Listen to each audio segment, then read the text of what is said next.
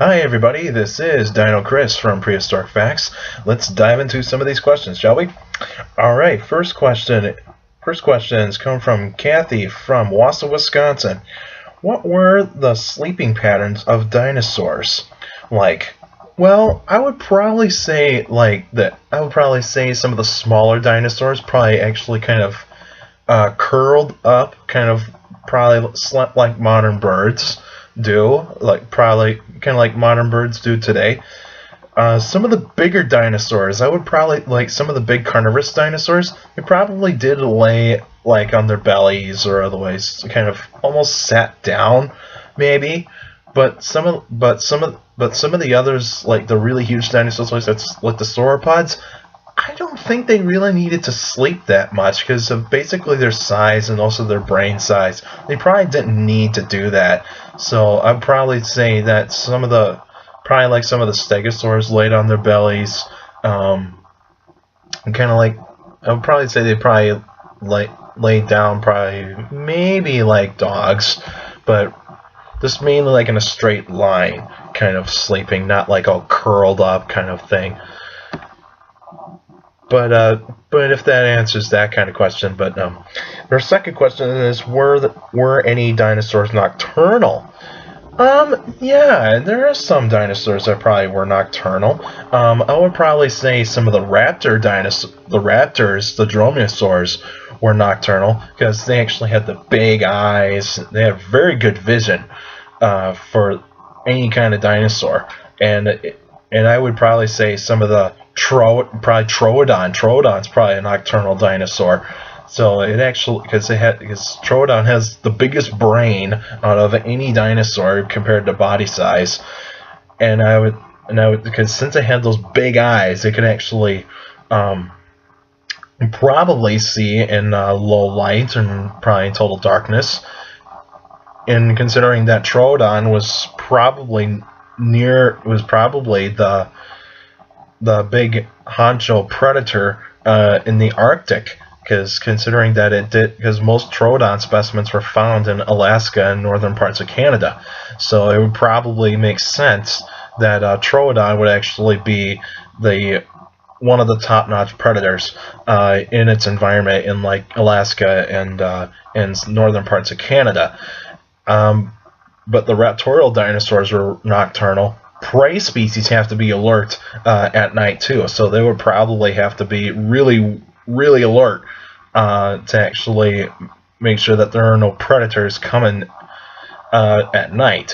I mean, some tyrannosaurs can probably hunt at night, some allosaurs can hunt at night, but I'd say probably the raptor dinosaurs and Troodon were probably the main nocturnal dinosaurs. Some of the early bird species probably lived in a nocturnal life too, but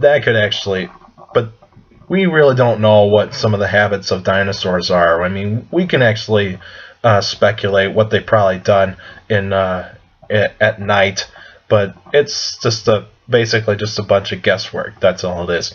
Alright, next question is from Renee from Embarrassed, Wisconsin. Hi Chris, I read that dinosaurs may have shed their skin as they grew, similar to snakes. Is there any evidence of that?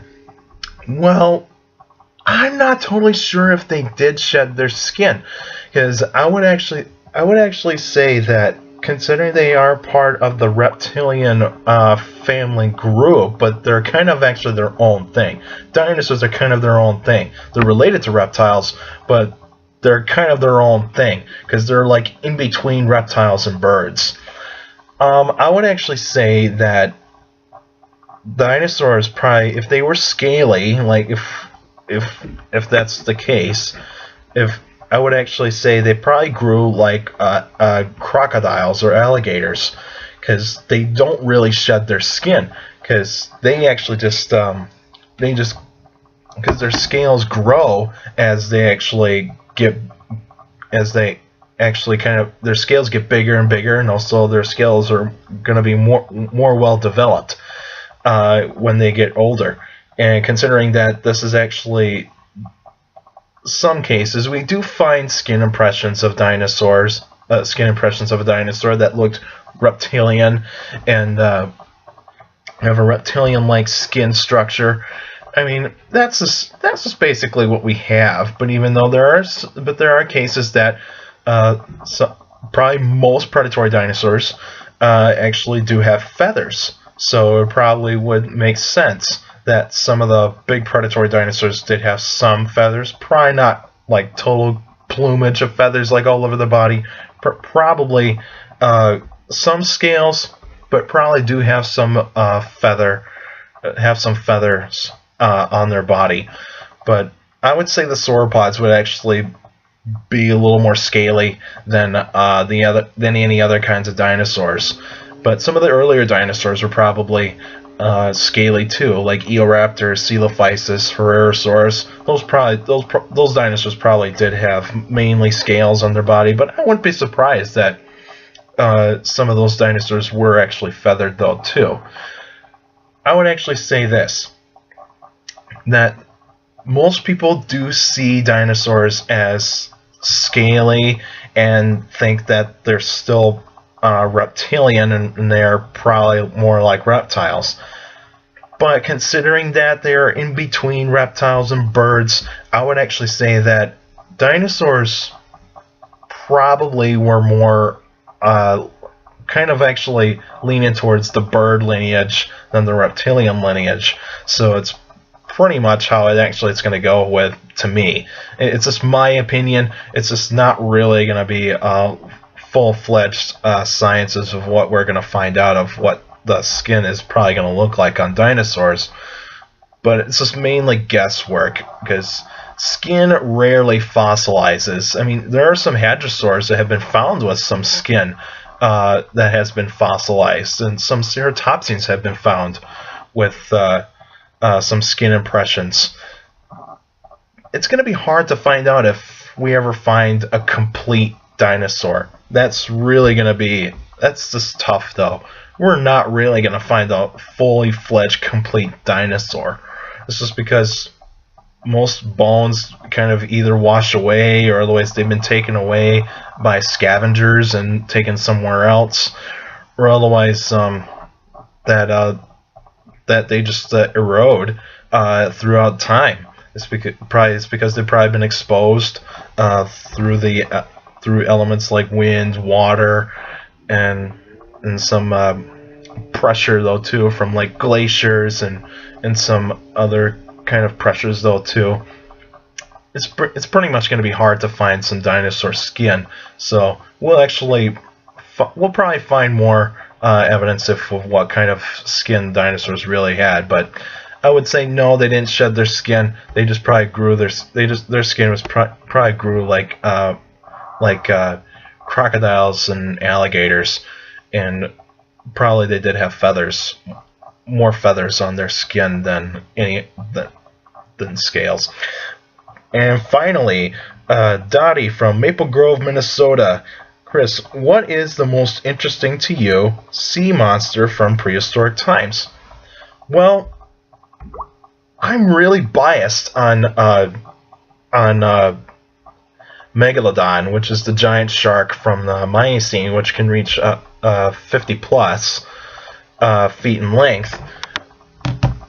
But for sea monsters that are very interesting in the prehistoric times, I mean, the plesiosaurs are pretty interesting. I mean, they have those long necks and they have those four flippers. They're one of the more common marine reptiles in the dinosaur era.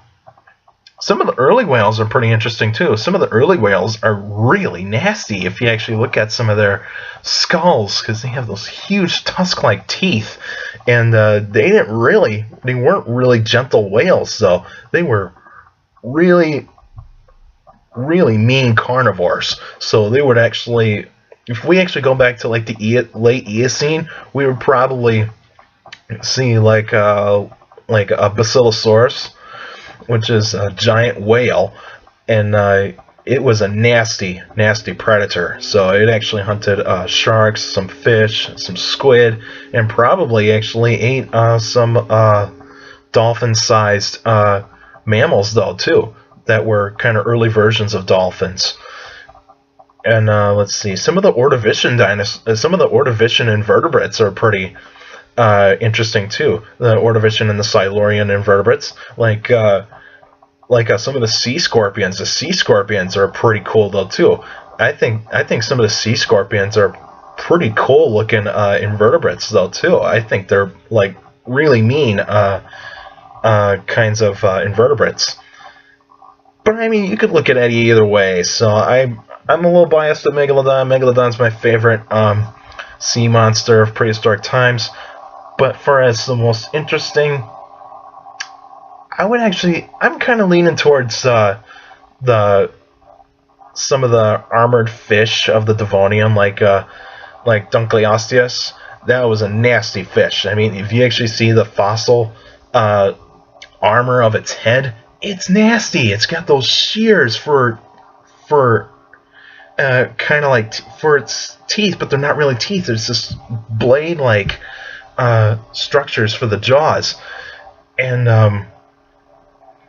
I would probably say some of the the sea scorpions of the Ordovician and the Silurian periods, which is way before the dinosaurs, and I think those are pretty cool looking in sea monsters as well. The early whales are pretty interesting though too. I mean, I think they're pretty interesting. I think most of the sea monsters that I know are pretty interesting. But I would like to study more on Cephactinus, which is a nasty looking fish from the Cretaceous period. It can almost grow to 20 feet long, and I mean, it's a nasty looking fish. If you actually see, if you look up Cephactinus, and it's pretty hard to spell, but it begins with an X, which is a weird way to spell an animal. But I mean, it's what it was given. And it has those needle-sharp teeth, and it almost looks like a bulldog-like fish. I mean, it almost looks like a bull. It's like a bulldog mixed in with a fish. I mean, it's a nasty-looking fish. I love to study that fish a little bit more so that I can actually kind of get the idea of what its predatory nature was like. All right, that's it for now. And just to let you guys know that I have posted 4 pictures of dinosaurs that are actually going to be that you can choose for the next special episode of Prehistoric Facts. The animals are Stegosaurus, Gastonia, Acrocanthosaurus, and Ceratosaurus. So far, Ceratosaurus is actually leading the way. And you guys still can continue to vote, like either picture or otherwise comment for what kind of dinosaur you want me to talk about.